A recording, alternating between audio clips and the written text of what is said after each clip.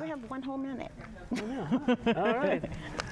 Hello, everyone. Oh, wow, that's loud. Yeah. Hi, nice to see everybody. I'm Justin Waldman, he, him. I'm the artistic director here at Two River Theater. Welcome to tonight's In the Know Forum for Gem of the Ocean. Thank you. Thank you for coming out. We are so lucky to have the director of tonight's show, Delicia Turner Sonnenberg, with us. Yay, we're so psyched. She's fantastic. Check. Are we on? I'm not on. Okay. I was on. Check, check. There we go. Excellent. And just so everybody knows, we are recording this. We're going to try to put it on the website. So thanks for everybody for bearing with the cameras in front of everybody. I am going to give a little bit of background on Delicia, embarrass her a little bit, and then we'll get into some questions, and I'll open up to all of you to ask some questions, which I'll repeat back so we can make sure we get it in the mic. Delicia Turner Sonnenberg is our director for Gem of the Ocean. She is the founder and former artistic director of Moxie Theater in San Diego, which she held for 12 acclaimed seasons. During that time, she received the Des McAnuff New Visions Award for risk-taking leadership in body of work, as well as the 2015 Director of the Year from the San Diego Critics Foundation, the Craig Knoll Awards. Is that correct? Critics Circle. Critics Circle, okay. In addition to Moxie, Delicia has directed plays for the Old Globe, I own Stopping Grounds, where we met, the San Diego Rep, La Jolla Playhouse, the Actors Theater of Louisville, Humana Festival, Roundhouse Theater, Theater Calgary, Signet Theater, New Village Arts, Diversionary Theater, among others. She's directed workshops across the country, from National New Play Network to the Old Globe, to Bay Area Playwrights Theater to the Arena Stage. She has the pleasure of directing productions for students at many institutions like the Old Globe MFA program, the University of San Diego State, UCSD, Palomar College, University of Redlands. She is twice the recipient of the Van Leer Directing Fellowship at Second Stage Theater in New York, and is an alumni of the Drama League Directors Program, as well as the Theater Communications Group New Generations Program. She has received the NAACP Theater Awards and nominations for direction, a Women's International Center Living Legacy Award, and awards from the San Diego Theater Critics Circle, as well as the KPBS Pate Awards. Those are hilarious. Yeah. She is also currently a resident artist at the Old Globe in San Diego and serves on the board of directors at the La Jolla Playhouse. Delicia Turner Sonnenberg, everybody. Oh, that was a lot. In addition to all those amazing things, she's also one of the most lovely human beings that I've had the pleasure to know. We've got to know each other in my time in San Diego when I got there, so we've known each other for over a decade now. And when I came to San Diego, she welcomed me with open arms as a new person into the theater community, and it means the world to me to reciprocate that in welcoming her to my community, my new community here in Red Bank and Monmouth County. So I know that she's on the precipice of a taking off meteoric rise into now that she's free of her children. Yes, the youngest is going to graduate from college soon. The day after opening, actually. So we're really excited to be able to welcome her here, and this production has been a wondrous joy since you got here. So I usually start off these conversations with asking, like, how did the theater bug bite you? How did that make you make theater your life's work and your career? I grew up in Atlanta, and when I was 13, my family was going to move from Atlanta to Houston, Texas. And I didn't want to go. I couldn't imagine, like, Texas seemed like a different planet from Atlanta. So, I was going to be going into 8th grade, and I had to choose an elective. And I chose, out of the choices, I chose drama as an elective in 8th grade. And then I fell in love. I mean, and that is really when the theater bug bit me. I loved the people. I loved the sense of community. I loved reading, so reading plays was something. And my family, I had always been a reader. And my parents they had some, like, Agatha Christie on the bookshelf, and they had a version of the complete works of Shakespeare, and then they had all this, like, sort of some black arts plays, but mostly a lot of poetry. on the briefcase, so I was always reading and saying the poems out loud and acting them out with my brothers. And so then I took drama and found an outlet for some of those ideas. Excellent. That's fabulous. Like, it's a great time to get bit. Right. You also were a stage manager earlier in your career. Yeah. Is that right? Yeah. So I went to the Performing Arts High School, also in Houston, and then for college I went to UT Austin. And there, when I was an incoming freshman, I already knew I wanted to be a director, not an actor by that point. And the old guys who ran the department said, "Oh, if you want to be a director, you got to learn how to stage manage because you can see the whole process." Because stage management used to be a long time ago in the 1900s, as my kids say. A way into directing, the way that they, because the stage managers direct still the understudies, but also used to direct the touring companies. Now that's different. When I was graduating from undergrad, like my university was getting a stage management department for the first time, and directing, like now those two disciplines veer, but that's how I ended up a stage manager, and which I'm grateful for because it did give me a chance to see the whole process. And in college, it was from the beginning, like design meetings, then production meetings, and then rehearsal and production. So I was grateful for that education and that skill because it meant I could always work wherever I was in the country. Yeah, and all those organizational skills and communication skills and negotiating skills probably were a huge help in starting your own theater company. Yes. So how did Moxie come about, and like what was it based on? I'm sure people would love to know about what its mission was and how you started it. I found myself working with the same group of women for other theaters around San Diego, and I always wanted to be an artistic director and not a freelance director. And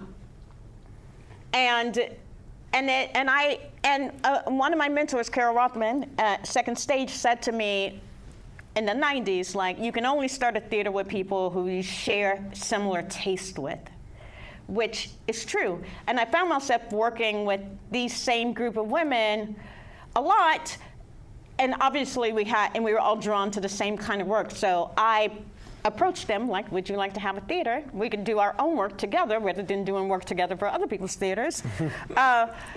And that's a little bit how it started. But then it was a very fertile time in San Diego when theaters were starting to develop, and now those theaters are 18 years old. Yeah. And still running, the ones that started with Moxie. Coming up with a mission, we wanted to find a need that we could fulfill, because doing good theater is everybody's mission, right? Like all theaters want to do good theaters. And so we settled on the mission of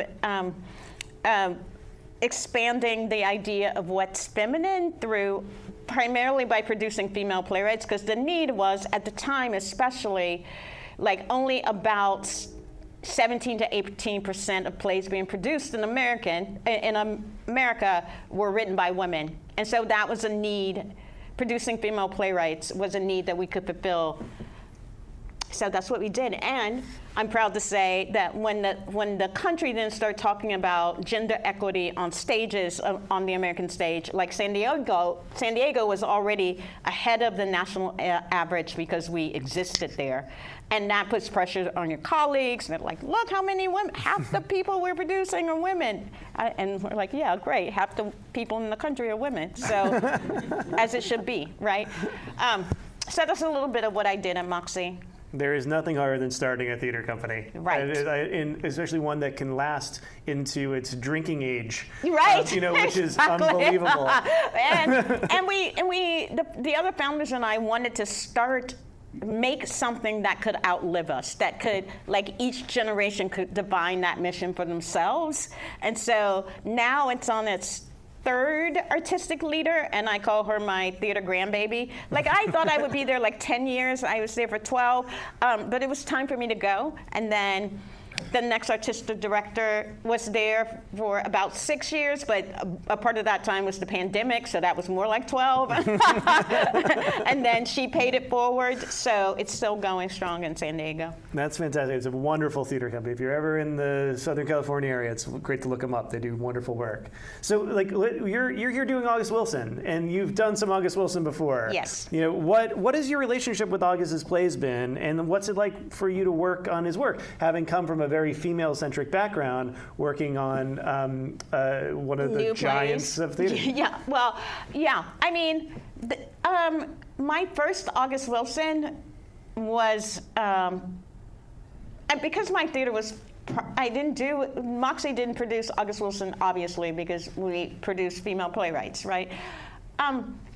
So the first time I did August Wilson was Fences for a different theater in San Diego. And I described that feeling as it was like coming home. It was like working on that play and with that cast was like working in my first language, speaking my first language after years of being fluent in a different language and having competency in it even, and the ease in which I could relax into the work. I felt it really like it was like a spiritual, artistic, intellectual, all the things all at once. That was my experience with the first time I worked on the August Wilson. That was Fences, and then I did piano lesson, and then that was a little bit of a nightmare.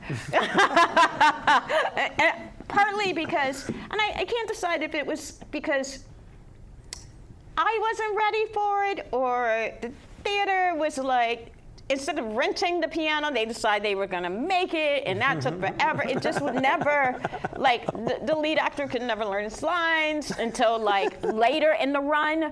And so there was a lot of, there was a lot with that play, actually. And so it never quite crystallized. So then I was going to do 2 trains running. That would have been my third one, but then the pandemic, and it got canceled and never rescheduled. So this is actually my third August Wilson that I've directed. Well, third time's the charm, right? Third time is the charm. So what Jem is one of the last plays that he wrote, but the first play chronologically in the American Century Cycle. Yes. It was the second to last play written and the first in the cycle, set in 1904. It is lesser known than some of the big names that you, like Piano Lesson and Fences that you mentioned. Can you tell us a little bit of what Jem is about in your own words, and like how it fits into that Century Cycle? Well, it's the first chronologically. And I think one of the, and it's about a young man comes to in the cycle. There's the keeper of the culture, Aunt Esther, who is known to be able to wash souls, and her house is a house of sanctuary. So Jem in the Ocean, a young man, Citizen Barlow, comes to Aunt Esther's house to get his soul washed, and goes on this journey of self-discovery and community, belonging to community, and eventually picking up the mantle to move forward as in the fight for freedom, essentially. Is that a good explanation? Yeah, no, that's great. Yeah. You know, and in like even though it's set in 1904.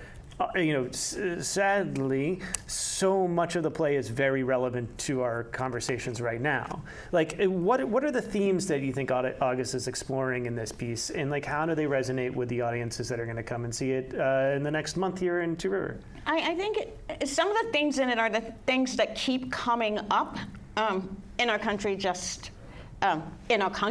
and that is freedom, and then what is the nature of freedom. Who really is free, as opposed to just called free. How you have to work to be a citizen. Those are community love, and also cultural knowledge. August Wilson is writing out of a black arts movement kind of aesthetic, which is one of the ways that Black people in America know their own history is through their artists. They're sculptors and writers and poets and playwrights, right? But he's not really writing history. He's writing fiction set in a historical context, and that is, as you know, because you've been here for some of the plays in the cycle, is each decade in the 20th century and what it's like to be Black in America in those decades.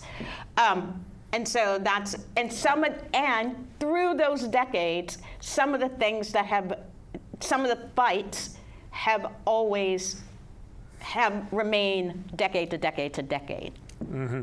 Yeah, and you mentioned Aunt Esther as the keeper of the history and the person who washes souls. And she appears, well, chronologically first here, but she's throughout the cycle in different ways. What is her importance, and why is she so pervasive throughout the cycle? Because she is the connector between the motherland and the new land, and she keeps the knowledge from the homeland through all the decades, right? All the decades in America. Mm-hmm. From the beginning to the now. Yeah, and in this particular show, it has, in someone who writes such naturalistic and authentically clear dialogue and a humanistic approach. He has this most fantastical journey that he has in the entire canon, which is the journey to the City of Bones. Mm-hmm. What is that journey, and how did you approach it in conceiving the production value, the production, the physical nature of it, and what does the journey mean? What we ultimately ended up with was really a collaboration with the actors and me and the choreographer.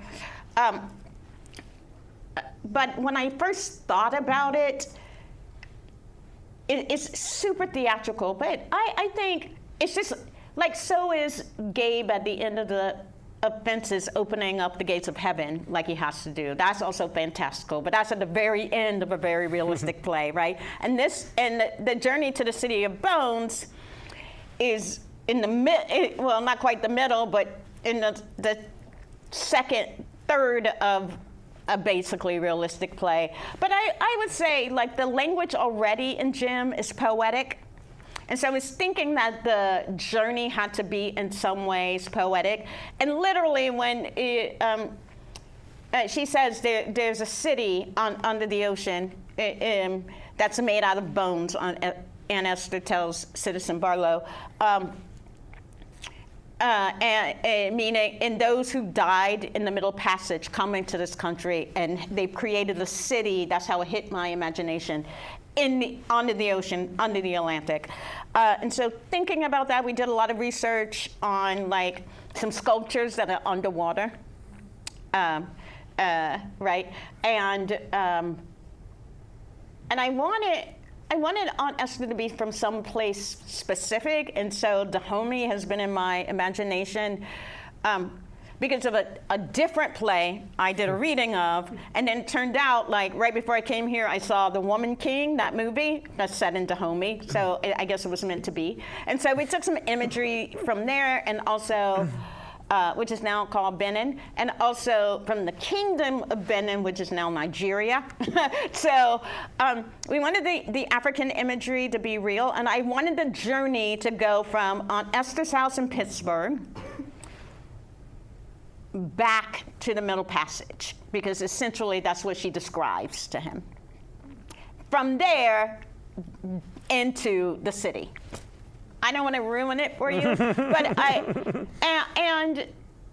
and I've never seen Jim, so I don't know how other people do it, but I think it has to do with, I think the way you take that journey has everything to do with the people who are in your company, and what it all means to each of you, and then how you collaborate to bring that all together. Well, you mentioned not seeing it. Like I had the to talk about me for a sec. I had the privilege to work on the original production of Gem in 2004 at the Huntington in Boston, and in that production, which was all the famous actors and directors and designers were part of it. That journey was notoriously it wasn't as fantastical and beautiful as people wanted it to be. It was a little bit of a letdown.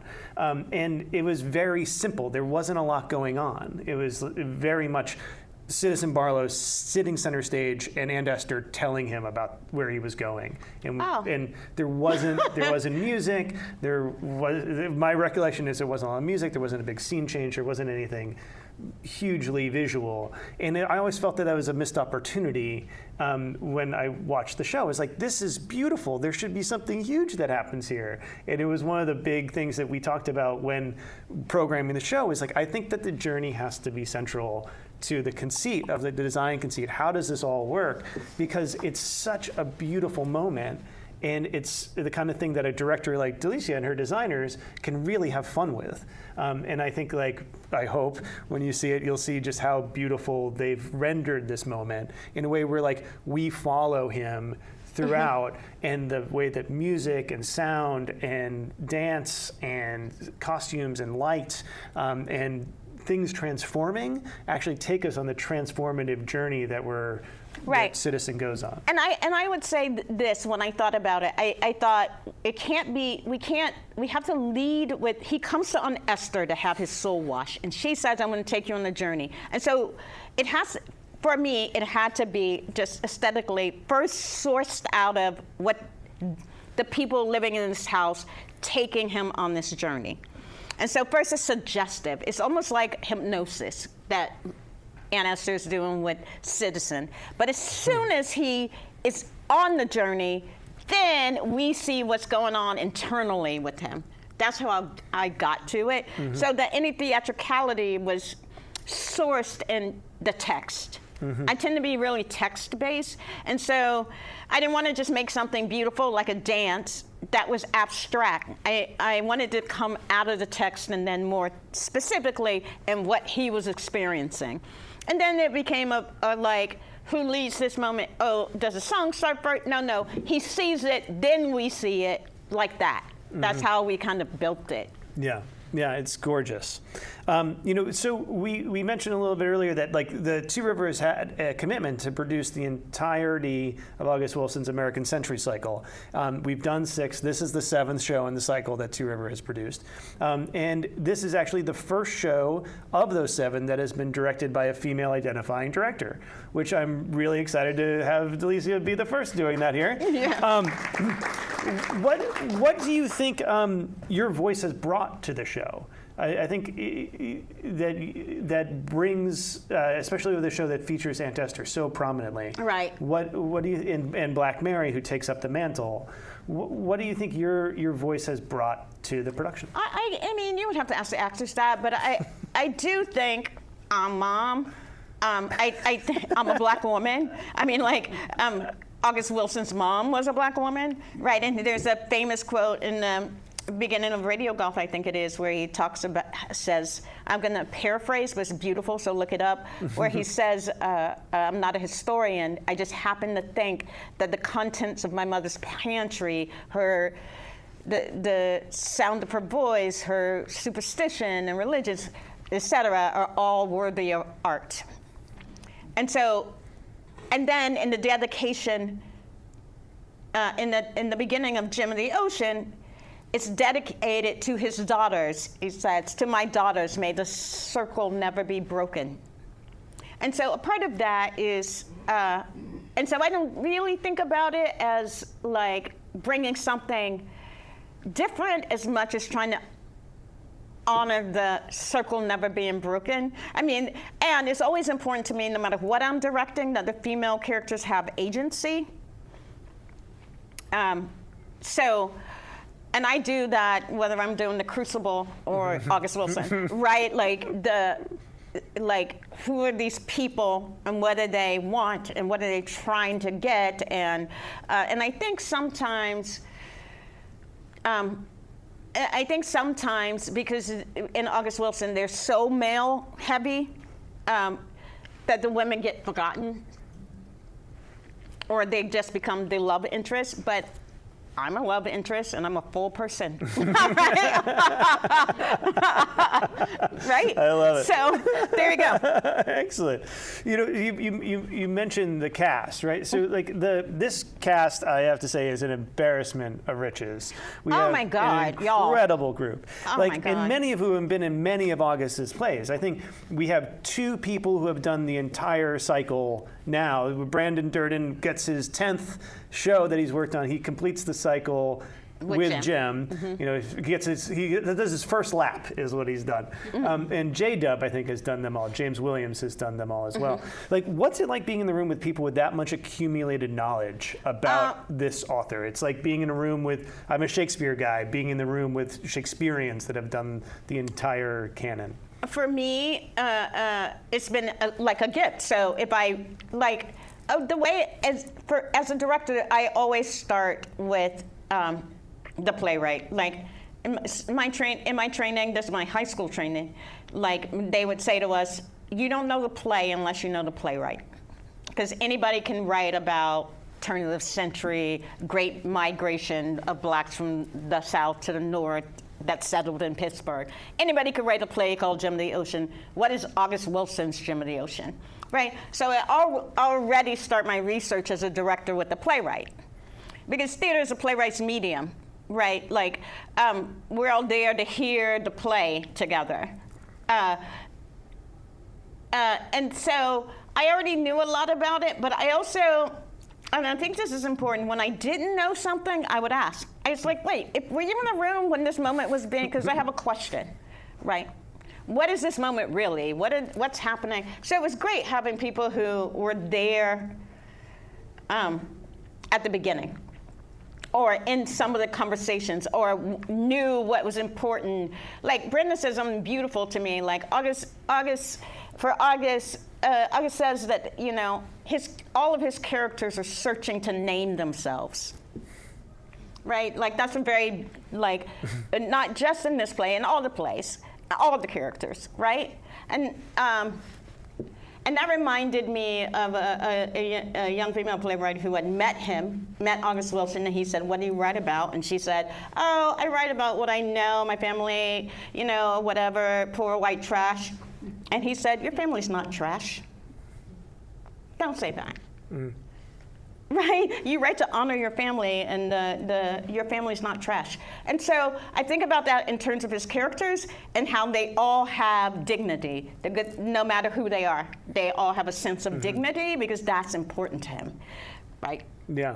That's beautiful. Thank you for that. Thank you for sharing that. Before we open up to questions from all y'all, I guess I wanted to ask, is there a play of his that you haven't done that you are dying to do?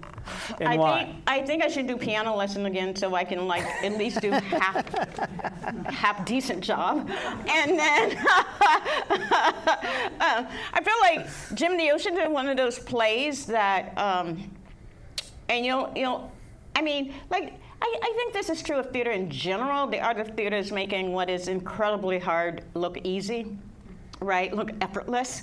And I think that we've done that to a certain extent, but it's a big play. So I hope it doesn't look like too much work.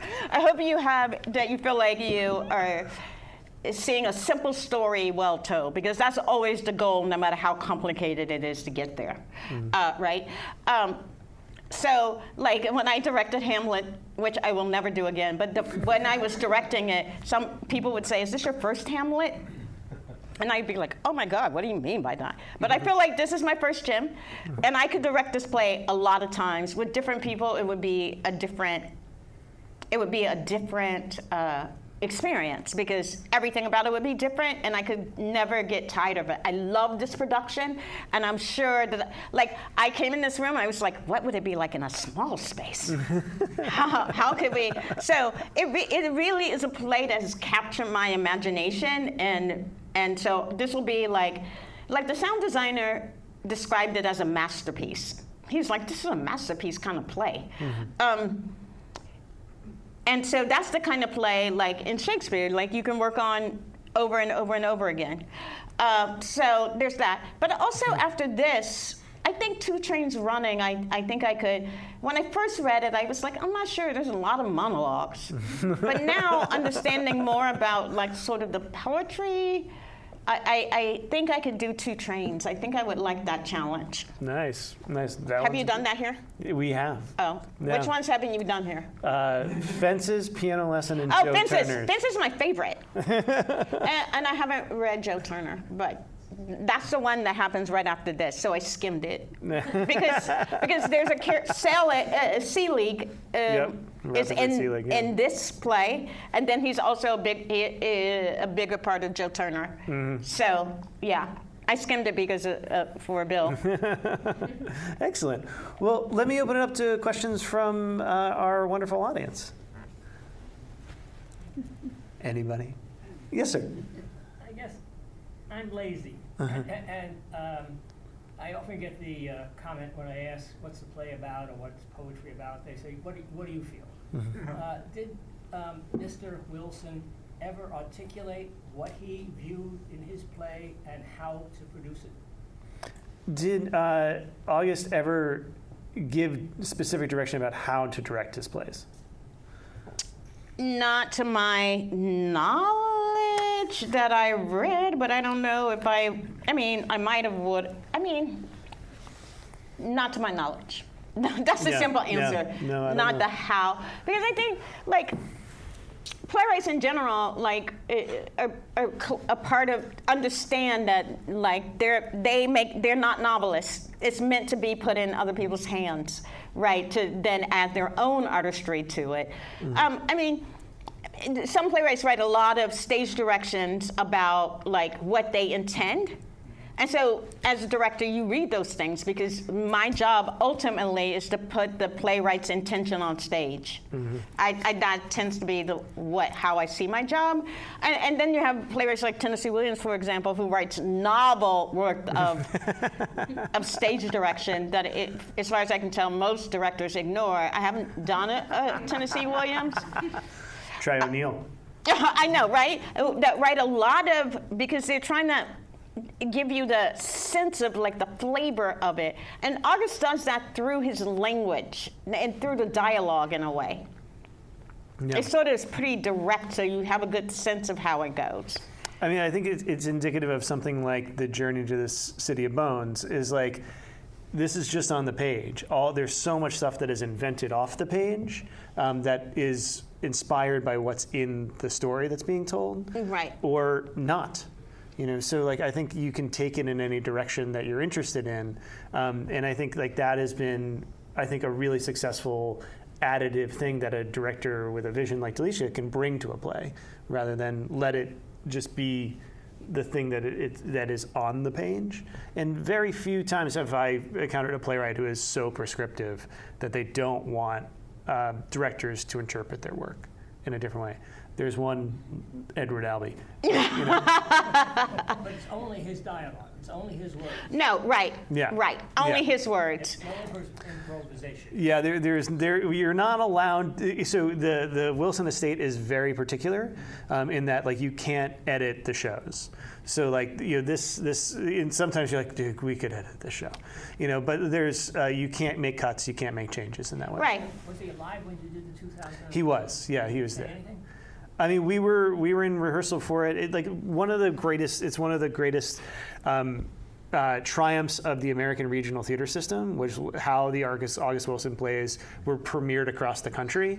It was a consortium led by Ben Cameron, who was a New York theater producer, and it was like Yale Rep, the Huntington Theater, the Goodman, and I think one or two others, where like it harkened back to the old like 1940s, 1950s out-of-town tryout model, where the show would go to Philly, to Boston, to whatever before it made it to New York, and it was really gave these productions a chance to live before they were seen on the Broadway stage. And it was also an amazing way to share these stories with these regional audiences. And there was an appetite for it, and it was a wonderful thing to be on that train. And I was very lucky to be at the Huntington when it was part of the train. So I was hired and when Headley was finishing its run, so I got to see it, but then was there for Gem of the Ocean and then Radio Golf. And August was there for both productions. By the time Radio Golf came around, he was in ill health. At that point in my life, I was casting the understudies, so there wasn't a lot of like, "Hey, how's it going? Let me give you some notes." I was exactly 6 years old, it was. But it was just one of those rooms that you're in, and you're like, something truly like world shifting is happening right now, and just to see that going on, and these artists like tackling this, like I can't imagine working on it as a new play. Like I can't imagine the conversation be like, what does this mean? I don't know, figure it out. Like where do we edit? What story do we tell? How do we wrap up that story? There's so many lines and things throughout, but like how you can navigate that while staging it. But you get to do it in Boston, and then you go to Chicago and you try it again. Forgive me, I'm rambling. Go ahead. No, I don't have anything to add to that. Yeah. Oh, I know. I was going to say, like, it's true for all plays in American theater that you don't change the words without permission from the playwright. It's not like in theater, you rent the house, as opposed to in Hollywood where you buy the house. So you buy a script and you can change it however you want. You can totally change the characters and the story. And in theater, you've got to leave it like you found it, right? Like the foundation, which is the playwright's work, has to be exactly the same. And you can add your own, like, spin to it. Each family living in that house makes it feel like a different house, but it's still the house. Unless the estate does not come. Right. Yeah. Anybody else? Yes? I love that analogy with renting out the house. If you could direct piano lesson again, the same circumstances, everything, but with the knowledge you know now after doing that production, what would be different? How would you have fixed your piano lesson if you got to do it all over again? Or what did you learn from that process? Oh, well, I think like the lead in that play has, I think it's like 108 pages, and he has like 75 pages of dialogue. Like it's an insane amount of lines. And so the first thing, like people were like, "How did you deal with the ghost?" I'm like, I didn't even get to that. I mean, like, not really. It was pretty lame. And then whatever, I have to be generous to myself. All your work can't be your best work. But I think if I had to do it all over again, that I would insist on casting that role early, and then insist on that person starting line work, even if it was once a week, early enough, so that, because if the actor is only thinking about what they say next, you can't do any other work. Yeah, and so that is a thing that I learned. And I also, and it's almost like there is an almost opera kind of thing about some of these roles where it's like, if you've played it and you know it, yes, then people are like, go get somebody who's done it. Oh, that's what I would do. That is exactly what I'd do. I'd be like, who is played Boylan and is not too old to do it again? Yeah.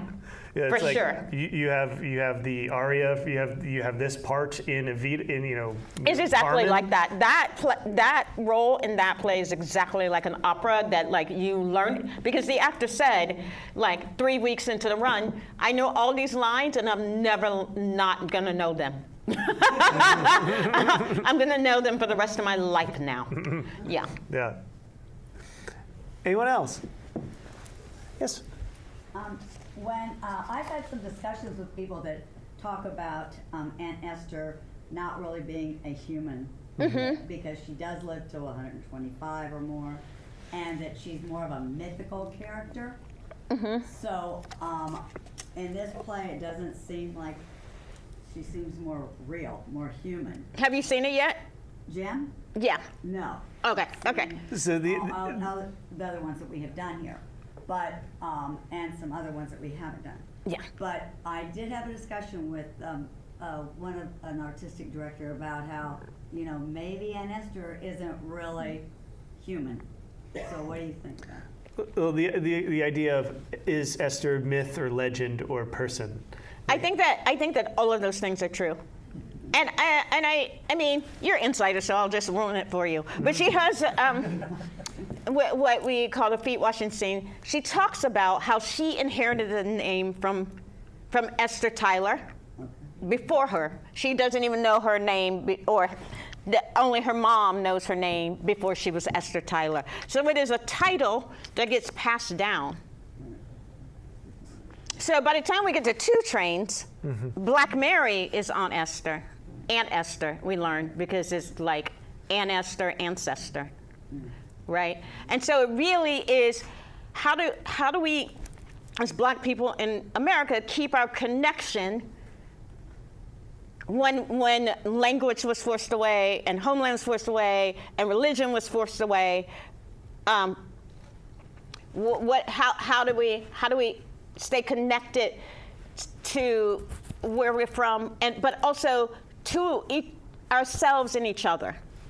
That's a lot of the theme of what it's like to be Black in America in any generation, right? And so she is mythical in that sense, that it's a title that gets passed on that you have to be worthy of, and then you have to be willing, you have to be strong enough to carry the memories of the culture. You have to be strong enough then to pass it forward when it's time. Right, so in Radio Golf, when it gets destroyed, what is Lucas Wilson saying about the state of the Black community, right? So I think of her as, because she is a real person who was born in the world, and then she also is the legend. Yeah.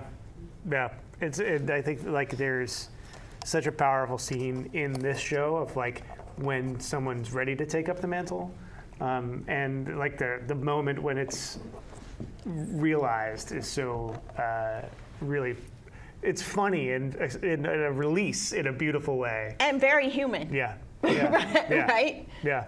Like the way, yeah. I think we have time for one more if anybody would like to ask anything. Or not. Yes. So, I guess the first 2 August Wilson I've seen when I was younger was King Hedley, and I forget the other one. I think it was the second one in the series. But they confused me, and I didn't really understand what was going on. Some of them pop out, like Radio Golf, the piano lesson, Ma Rainey's Black Bottom. The words, the story, all of that pops out. Is there just a recommendation you have for people that are? So I think this is my mom's first, August Wilson. Is there any background that she needs to know, anything that would just help her understand, or an approach to August Wilson? Yeah, I think it's sometimes like I don't go to the opera very often, but if I'm going to go, then I'll read about that opera I'm going to see, because I know I'm probably not going to catch everything that's happening, because I'm not a person who goes to opera all the time, right? So I think if you Google Gem of the Ocean, it gives you like a summary of what happens in the play and who are all the characters and all of that. And so I like to be surprised in the theater, but if you don't want to be surprised and you really want to be in there seeing sort of what the work is, then just look it up before. I would say Google it, read a paragraph about it, and then, because even if you know, like Phyllis is in a reading group and they all read it, it's really hard to read a play. Because plays are meant to be spoken out loud, right? And so there are things that you don't get on the page because it's meant to be out loud. So read about the play. right. So when I talked to her group, they were like, "Oh, right, yeah, that was in there." But I've read plays for 30 years now, so it's easier for me to read plays. Like it'll get easier to see these the more you see, and then you'll start to connect them to each other. Or like you go, "Oh, right, Aunt Esther," and "Oh, yeah, right." It's like I think one of the interesting things that I would say is that like he didn't write them in order. Right, Like, he they're didn't. not. They weren't written in sequential order of like the the aughts, the 10s to the 20s. They jumped all around. So they all, I think, are their own encapsulated stories that are like really well made and really well told. But then they're like Easter eggs for those who are like deep into it. So you can say, hey, this person, oh, that's that person. Oh, that is connected to this character from that other show. In a way, kind of like if you're a Shakespearean, you start to say, hey, there's a lot of, you can see this character in that character. Because then when you dig into the history of things, you're like, well, in his company, the same person played Played all those the- two parts. Right. So whoever played, Toby played Falstaff. So you can see a difference, like the how those things are put together, and whoever played, the Orlando was probably playing Ferdinand, so you can see that there's a lot of things that they would say that would be very similar. So I think, and also in the way that these shows were put together, there's a lot of people that were involved in many of the productions. Like we've had the opportunity to have Ruben Santiago Hudson here many times, and he was a progenitor of many parts in the canon, and John Jelks and Anthony Chisholm, rest his soul, and like there are a lot of, you can hear a voice in a part and say, if you've seen enough of them, you can hear the similar cadence or a similar rhythm that, like, for a character that fulfills a similar role. Role's not the right word, but like, but it's an interesting thing. I think it's like they stand on their own, but they also speak to each other. Yeah. Does that make sense? Yeah, and the Shakespeare analogy is right. I always think like August Wilson is my Shakespeare, right? I think that future generations, like I just saw Fences. Fences is a really realistic play set in the 50s. I just saw one where the set was all white and there was scrim and projections. Like, interpret it in the same way that you do Shakespeare. I mean, like, August Wilson left a gift to a black theater artist of like, of a canon of work in which, like I said, where we can speak our first language, or where you can see yourself, even if like, and like in all things, like you like some stories better than others, or you relate to some stories more than others, or and I think also with Shakespeare, like it takes your ear a little while to adjust to a new rhythm of poetry. And that doesn't mean that you can't enjoy it. It just means that your ear is adjusting to a new rhythm of poetry, just like in Shakespeare. Yes? I was just going to follow up based on what you said before about O'Neill and the playwrights who go through. With Wilson and a few other playwrights, I hated reading plays for a long time. Part of it is you miss the intent of the sound and the musicality and the poetry and the community. But the other part is playwrights who give a lot of stage direction. I always found terribly distracting to the characters and the story. So even though I can only get the first layer, I can't get all of the poetry and the performance in a Wilson play reading it, he doesn't have any of those distractions. So if you do want preparation, it's very readable as the story. You're missing all the wonderful layers of the poetry and the music in those words, but it's very readable for people who have tried to read plays and, oh my God, over there and afterward, I forgot who that character is. It is a funny. It is. It stands on. They mostly stand on their own. Yeah. Not as completely and as deeply as they do when performed, but you can read them. For sure, for sure. Just like in defense of stage directions for a second, like there are several shows where I've seen people say, I'm going to throw this out, and then you start building the set, and you start designing the set, and you realize like, no, you just have to do what they said. Like if you put the door in a different place, the play doesn't work. Right. Like if you try to do noises off without the doors exactly where they say, it will not work. So like sometimes you're like, yeah, maybe. It wasn't made to be read. Well, yeah, I mean, it's very made to be performed in that way. It's not. It's like it is. Sometimes farces are very much like that. They are by the numbers, Right. And like this is not that. This is a different world than that. So. And I always, as a director, find the stage directions very informative because it lets me hear the playwright's voice if they're no longer with us. Like, how do they think about this character? In their own words, how did they describe them? In their own words, how did they think about this moment?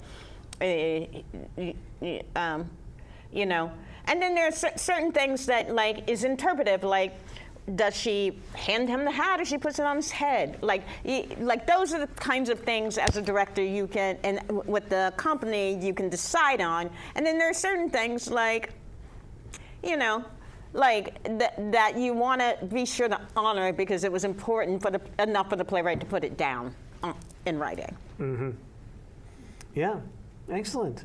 Well, with that, I think I'll let you all, if those of you who are going to the show, can go use the bathroom, maybe get a drink before the show begins. Gem opens Friday night. Yeah. We're in previews now. Thank you so much, Delicia. Thank you. Such a pleasure. My And pleasure. We run until June 30th, so come and check us out. Thank you so much.